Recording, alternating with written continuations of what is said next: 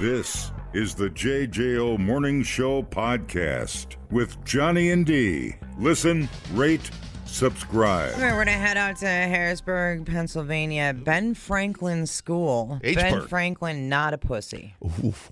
You don't know that. You sound like Thomas Jefferson. Well, I'm not Thomas Jefferson. He was a Thanks for the psychohistory lesson. I appreciate it. You're welcome. That's what I'm here for. There was a fight that broke out between adults at the kindergarten graduation. Jeez. In a now viral video. Super viral. Shows multiple parties engaging in a physical fight, and a baby was in the middle of it. The baby was taken from the arms of one of the men involved. Here, I have some audio. Here we go. Oh my God! At graduation? It's terrible. I can't believe that that's something that would happen. I don't know why you would fight at a kindergarten graduation. Because you're endangering not only my children, but the other children that are in the room as well. We need to grow up. Yeah. You need to grow up. Grow the hell up. The aggressor was charged with disorderly conduct and trespassed from the school. No further police involvement was needed. That's what Captain Kyle Gouch said. The Harrisburg School District said the incident at Ben Franklin School was a domestic dispute involving adults. The Harrisburg School District does not condone such behavior, nor will it be tolerated on school property. Not condoning. The safety and security of our students, staff, and visitors remains a top priority. It's some crazy video. Of course, it's a domestic incident. Totally domestic.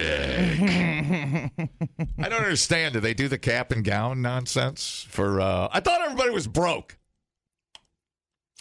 They're not. It's a lie because I just watched this video about prom send-offs and it's cray. What's that all about? Here, I'll play you the video. Let's see here. Prom send-off. Yeah, dude. It's like thousands and thousands and thousands of dollars. Here, here we go. What happens before the dance is getting bigger. No, bigger. Way bigger. Prom send-offs are becoming celebrations of their very own. Usually, we're busting out the scenes with baby showers, bridal showers, and weddings. But do you know the hottest event of the season right now? Prom. Families renting venues. Good? Yeah. Hiring fashion designers. One senior year, we found a designer, and we just started working with him, and then he started creating my dress. I definitely feel like it could come up a little bit more. Big hitter like. Booking cars. Live music. Building full productions before their kids ever step foot inside prom. And while some keep it simple, others are shelling out thousands, sometimes tens of thousands. This is an accomplishment. She deserves this, and that's why we did what we did, and we went out for her. And at some schools, the show doesn't end at the send-off. The so-called best prom in America, surprising graduates with a secret performance by a pop star that made the crowd go absolutely wild. But the growing spectacle is also sparking debate, some questioning the level of extravagance and the pressure to keep up. In Philadelphia, prom send-offs have taken a new meaning. This is my room. It's pink. I love pink. And I wore these earrings. They're so cute. They're pink little gems with bows. My prom send-off was better than prom, I'll be honest. Wanda Matos turned her daughter Madison's prom into a full Bridgerton experience. I like the classical or Victorian look. So we have violinists. I wanted a lot of florals. We did the venue. We did the horse and carriage. We did the quartet, the catering, the decor, the florists, the props. In total, $12,000. For Wanda, she says it's so much more than a social media post. I'm sorry. Philadelphia is filled with gang violence. A lot of our children die young. They die early. A lot of them don't finish, right? It's not that we're showing off. Look at what we got. It's not that. It's just celebrating them, celebrating their life. For 19-year-old Lakaya Gartai in Pennsylvania, this day has been months in the making. Her mom investing $3,000 in the custom-made gown. All the decorations and stuff, that was $2,200, and then the car was like $15. We spent about like $300 on her hair. Nails, $150. Makeup, $150. altogether roughly $6,000. But this family brushes off any criticism, saying it isn't measured in dollars. It was priceless. It definitely was priceless. For parents like Lenise, the biggest reward, she says, is much simpler. I'm happy that my baby's happy. What happens? Dude. $12,000 that one family spent. It's a really annoying audio clip from all of those people. I remember when I got home from graduation, my dad gave me a 30-day vacancy notice, and that was about the end of the last time we talked before he died. Now, part of me is like, it's not my money, so I don't care. Right. Why would you care? Right. But we were out in the backyard, a couple of Miller Lights. Right. That was about it.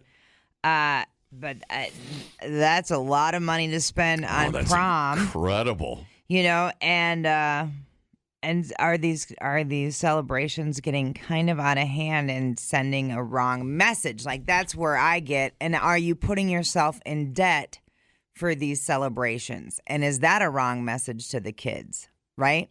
If you're putting this on a credit card and you're paying 30% interest on your $12,000 prom night, that's kind of crazy.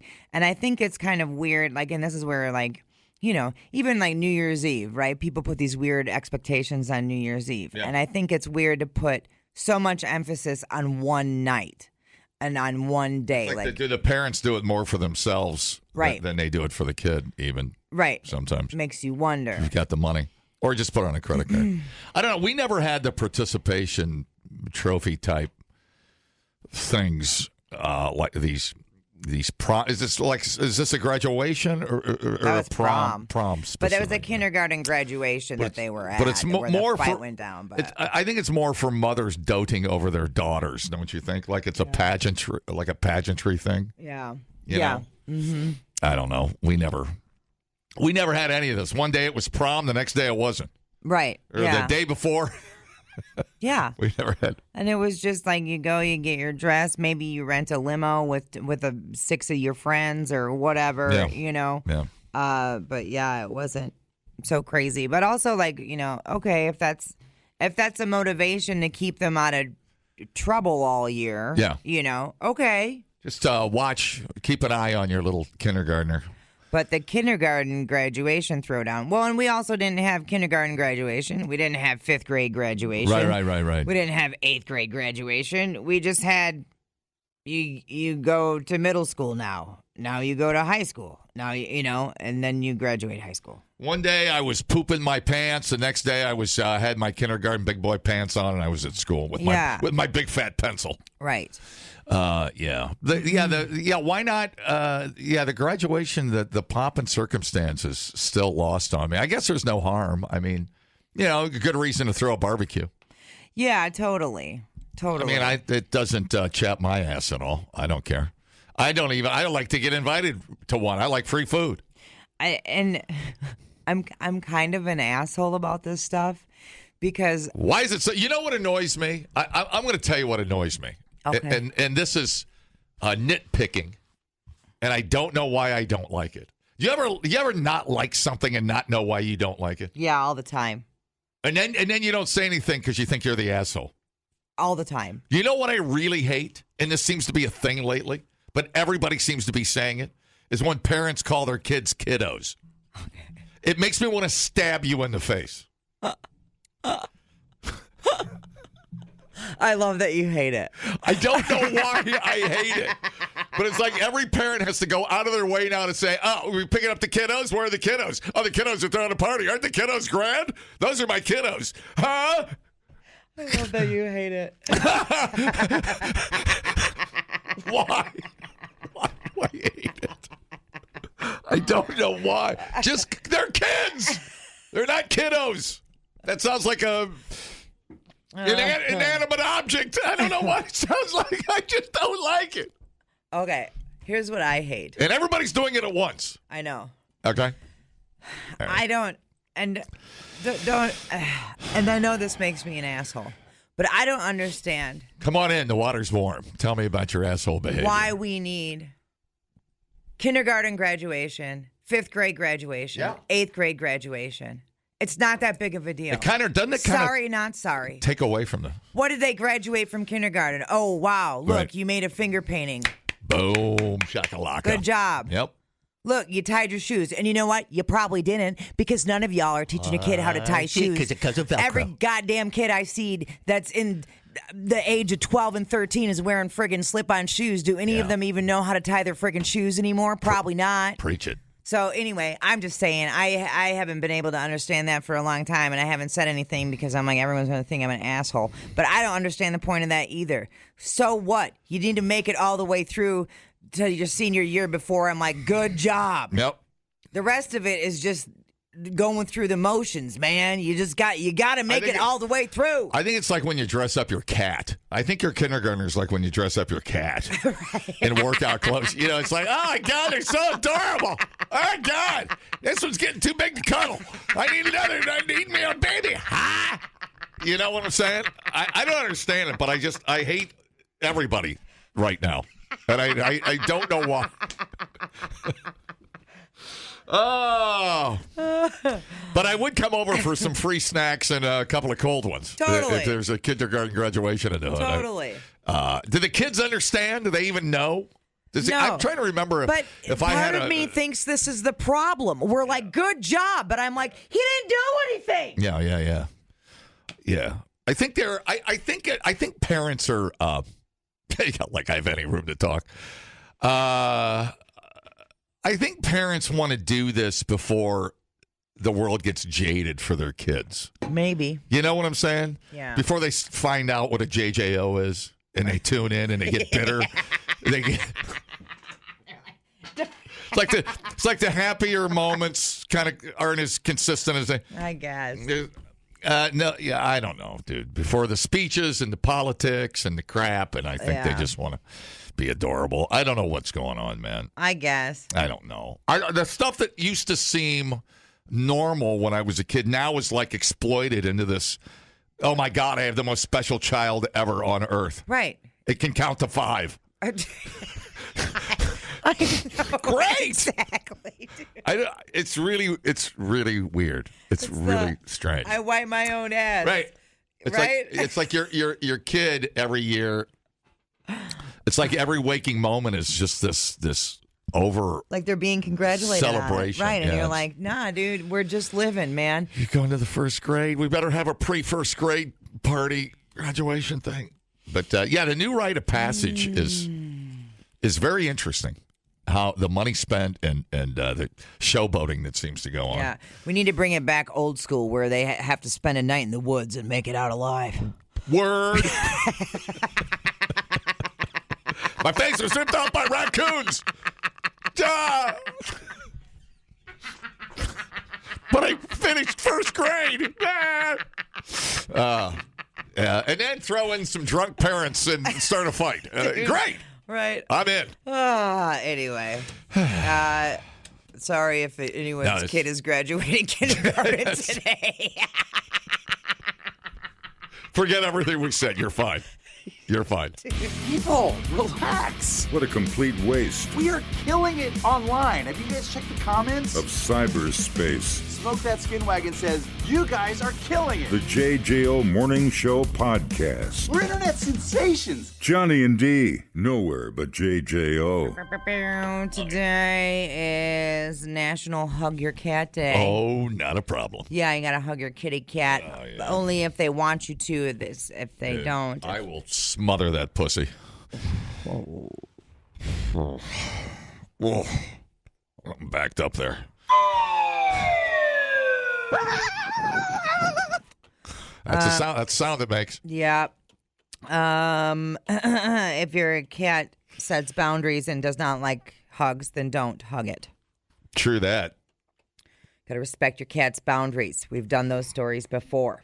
PC2, it's also National Cheese Day. Today, it's National Cheese Day. National Cheese Day. Who's ready to join the cheese revolution? Did you listen to my show today? Real cheesy. You heard it yet, dude? Of course I've heard it. It's cheesy. You're cheesy. Good to cheese. Gouda, Kraft Singles, Goat. Swiss, Parm, American cheese, Blue. Pepper Jack, Cheddar cheese, Ricotta. Pizza cheese. Oh, happy National Cheese Day. It's showtime. Hit it. Do you know how much I love the Bee Gees? No, I don't. Yeah, well, I do. Well, you can tell by the way use my walk. I'm a cheddar man. No time to talk. Man, we have a Gouda. And that texture of that Gouda. Are you a Gouda fan? Oh, yeah. Oh, my God. Is it your favorite? Probably no. Probably not. Yeah, probably. I like a firm cheese. Sure, that's fine. But it's got that caramel, burnt caramel or something to it. I think aged Gouda is one into my favorite rotation right now. It's that crispy, that texture of it. I love it. Jesus. Can't get enough. I get very excited. Jesus Christ. Get very, very excited. Yeah, I like Parmigiano Reggiano. Sure. Or a Gruyere. I like the hard cheeses a lot. I was at Daly's. I hate handing out free plugs. I don't. You got to earn it with me. But Scoob, over at Daly's, he makes everything from scratch. And I had the lobster mac for the first time. And I know he rotates that in. And it was a 3 cheese. I don't know, probably cheddar and the Parmesan, mozzarella. I don't even know what the cheeses were. But he does that. I don't know what's the bigger pasta, rotini? That longer pasta shell? And then he does the 3 cheese and chunks, globs of lobsters. Lobsters. My tongue went numb. I was so excited. You guys, I got to reboot my brain. But there's chunks of this tender freaking lobster meat, and it's like one of the greatest things I've ever had in my life. And I had it with a New York strip, and I was just sitting there going, "It's the greatest day of my life." Yeah, and you had some whiskey with that too. Yeah, and then I had a cigar and whiskey. I don't know how I didn't have a heart attack that day, last Saturday. Yeah, it sounds like you had a great day. Oh. Okay. Anyways. It is National Cheese Day. Of course, cheese making is an ancient, sacred craft. So ancient, it predates recorded history. So take that. Really? That's pretty crazy. I didn't know that. Archaeological digs have found evidence of cheese around the world, including strainers coated in milk fat molecules.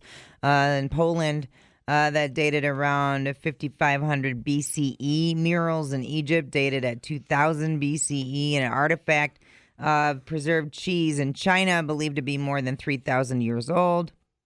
The most popular cheese of all? Oh, wow. Kraft slice. Don't you laugh at that, Paul. That's blasphemy. No, that's... What do you think the most popular cheese is? Singles. Just say singles. Yeah, with a little wrapper on it. I'm going to leave this room. Sorry. I told you I ate a sandwich. I told you I was so drunk once I ate a sandwich and didn't take the plastic off the single. I told you that, right? Yeah. I told you that. Yeah, that was exciting. Oh, you're a sad, sad case. Yeah. Mozzarella. Yeah, sure. It's Pete's topping cheese, first created near Naples from the rich milk of water buffaloes. Speaking of which, how's your mom? At the time, it rarely left its home near Naples, as it was made from pasteurized milk and a lack of refrigeration. Both cheese technology and refrigeration systems have advanced, so that cheese left the southern region of Italy and found itself traveling around the world. Cheese was like, where the hell am I? There are 2 types of mozzarella produced within the United States, low moisture and high moisture. The low moisture mozzarella has a moisture content less than 50%, and high moisture has a content of over 52. There's none at 51. Low moisture is made specifically for transportation and mass production, as the lack of moisture gives it a longer shelf life, which totally makes sense, right? Today, cheese dishes can be found on every continent, even Antarctica. Really? Yeah, they milk the penguins. I've got nipples. Biatch, can you milk me? I'll give it a shot, dude. All right. Be the weirdest thing that's ever happened.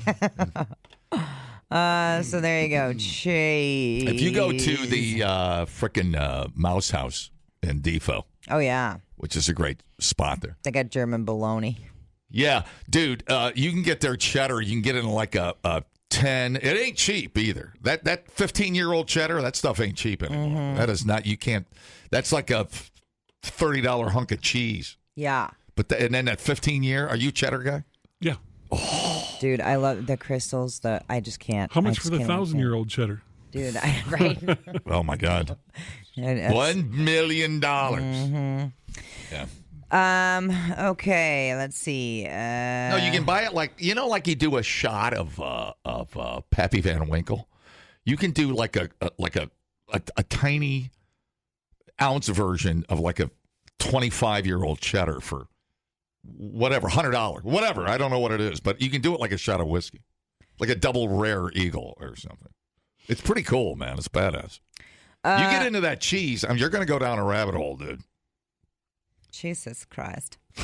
Our Lord and Savior and lover of the cheddar, lover and keeper of the cheddar. 1,400 pounds. That's the weight of a block of cheddar cheese that was delivered to the White House once by President Andrew Jackson. And it took 10,000 visitors 2 hours.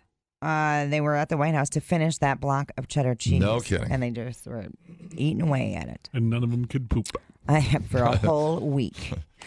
That explains the discoloration on the back of the hand. Dude, stop. There are over 1,000 different French cheeses. How do you like a example of like a blueberry cheddar? Oh yeah, yes, dude, I'm all about it. I like the cranberry, that stuff. that stuff, and all the different kinds. Fantastic, cranberry specifically. Nice, dill, it's a good call right there. Havarti, yeah. Blah blah, all of it. Have you guys tried baked cheese? I order from Cheese Brothers here in Wisco. So good. Yeah, I believe I haven't had a baked cheese, and we're gonna try smoking. Have any of you put cheese in the smoker yet? We're going to try that. No, I don't think so. We're going to try a block of cheddar in the smoker. I seen someone did it on the Facebook machine. I'm going to try that. That sounds delicious. Yeah, no kidding. I'd like to come over and try some of it. We're busy. It turns on a dime. I'm telling you. It turns on a dime. It's amazing. How is that possible? It's like it's not. I don't even get it out of my mouth. And like all of a sudden they have something. They're very busy, and I don't understand why. Shout out to Meister Cheese in Muskota. Best horseradish and mango habanero cheese. World champ dill Havarti. Oh man, mango habanero cheese. What do you like on your French onion soup? What kind of melty cheese do you like on your French onion? We were in San Francisco last year, and overlooking the bay, it was very romantic. And we locked eyes over a French onion. Is it Gruyere? Gruyere? Right, yeah. Or whatever that cheese is. It's the greatest French onion recipe I've ever had in my life. It literally rewired my brain for all things cheese. This guy here gave me the best French onion soup recipe. I know you make a killer French onion. Yeah, and put provolone on top. I mean, I don't know how you say that. It starts with a G, ends with a R. Wow. Very efficient French. I really like that. You ever had it? Yeah, but I mean... It's almost like a sweeter, nuttier cheese. Oh, yes. yeah. It's so good. But when I've made French onion soup, after it's all crocked up and ready to go back in the oven, Dee, I shared with you that I use, rather than like bread cubes to get super mushy, I put in a slice of a French baguette that I've already broiled a little bit, and then I put a couple slices of like provolone, because it makes like a flat platform on top of the crock. Sure. And then I sprinkle a bunch of mozzarella on it and put it back under the broiler and melt it all. Yay. I would go Swiss if there was, and that was a treat, by the way. That was an expensive bowl of French onion soup. A cup, more like it. I think it was, dude, be careful when you go to California. That was like a $21 cup of French onion soup. Everything's $21 in California. Right. A gallon of gas, $21. No, Swiss would be my option B, but that sounds That sounds delish. It is. Yeah. Andy said smoked cheddar is fire, very low heat. Applewood pellets, Ooh. And then smoked mozzarella is good too. No wrong answer. There's no wrong answers. Gruyere. And then someone else said Gruyere. So we have two different pronunciations coming at us. Guy. See, nobody knows. Nobody knows. Yeah. It's a mystery, but we all know what everybody's talking about. Yeah. So that's fine. It doesn't matter how you say it. Just point to it on the menu and get it. This one. All right. So I think we all know what to do on National Cheese Day. Oh, yeah, the same thing we do every day. Eat some cheese. We thought uploading to the cloud was something completely different. The JJO Morning Show Podcast. Johnny and D, JJO. Let's see here. Now, we've had some issues with the break room microwave here at Midwest Dysfunctional Family. Yeah, I peed in it.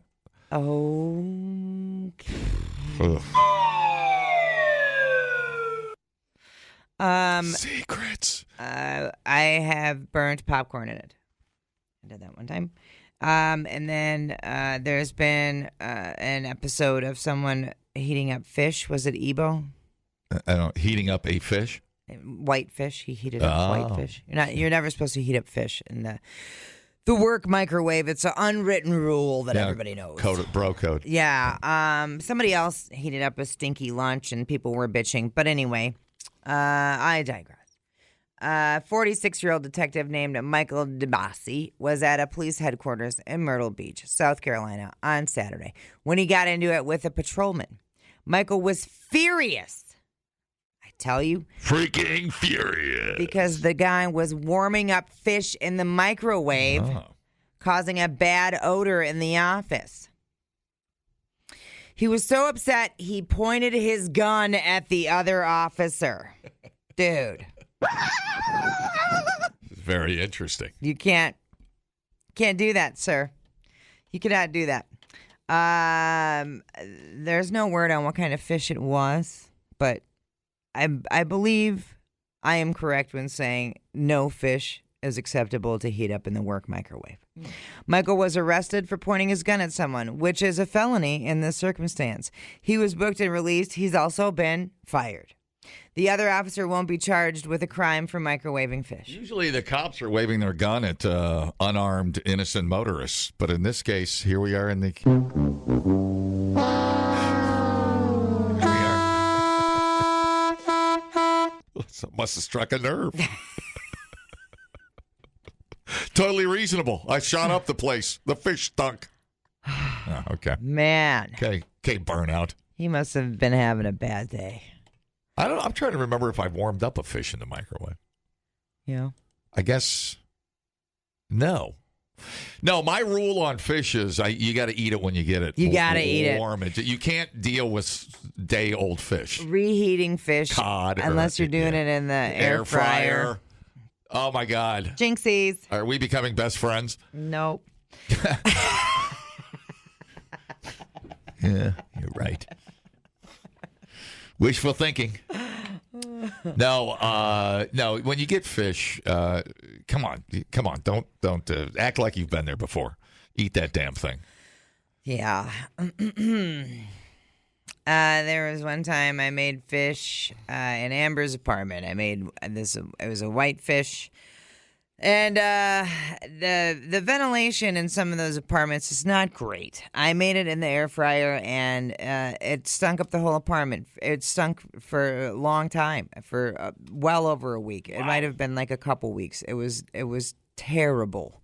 And it permeated my freaking clothes. And I had to go out that night. I was driving in my car, and how sometimes you don't realize it until you're out of the area. Yeah. And so I was in my car driving, and I was like, oh no. Yeah. And I'm like, oh no. So and what could I do? I'm already out of the house and driving and on my way and slightly running late. I can't turn around and be like, oh, I had to change out of my fish clothes.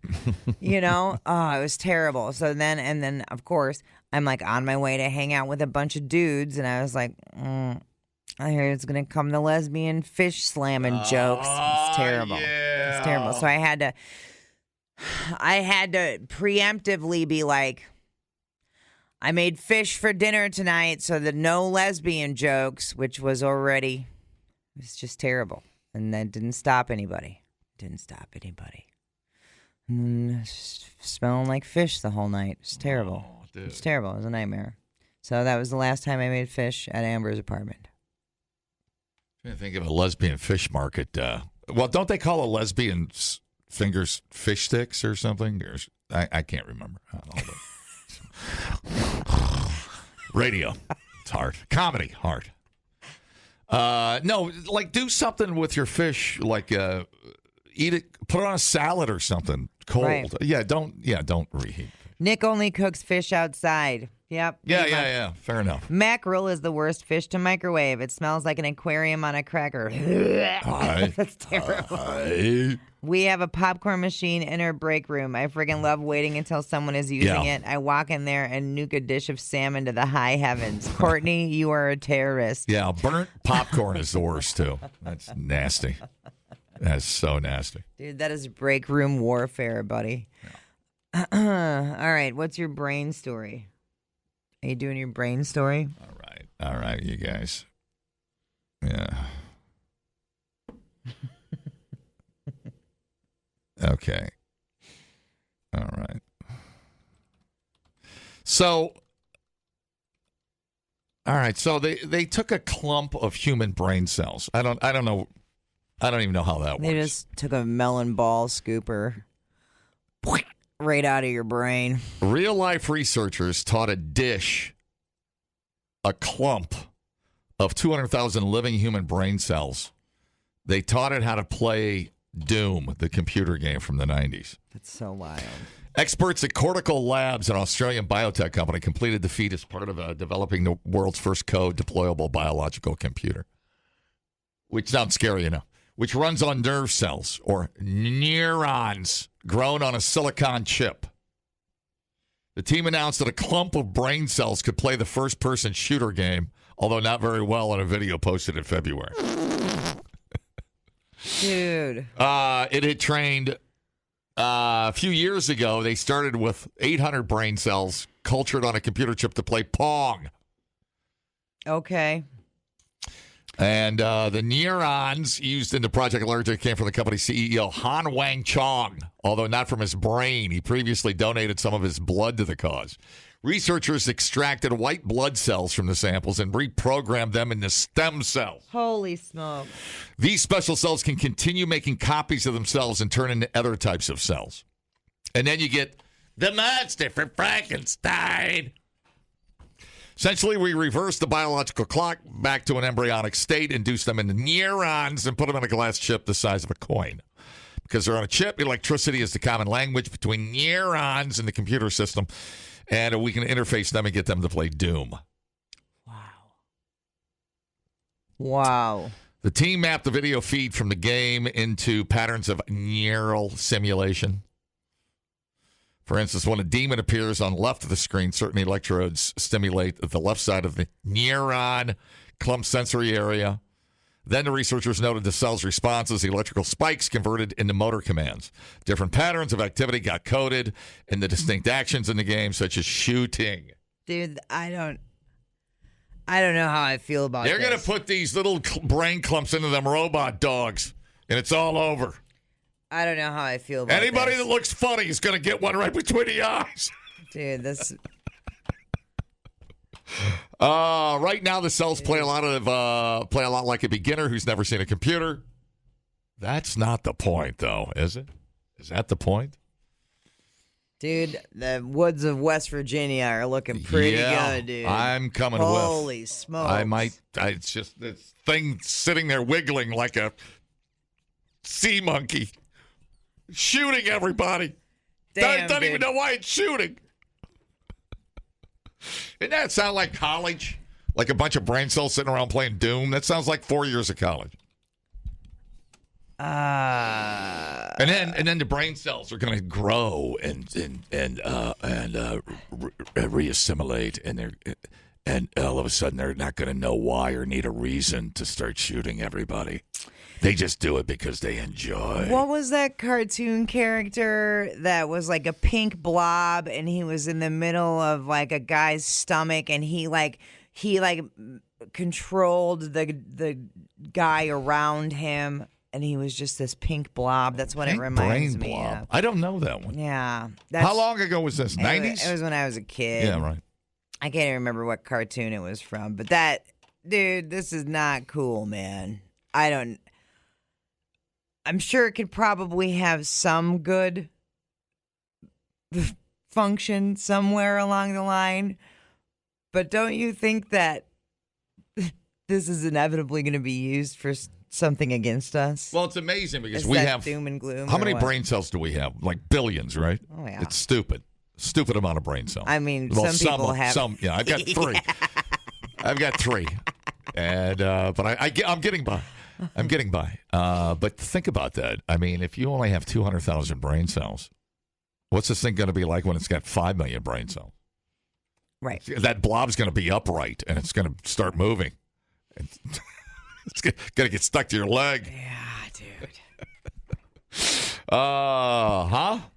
And then the brain cells are going to rise up and go, freedom!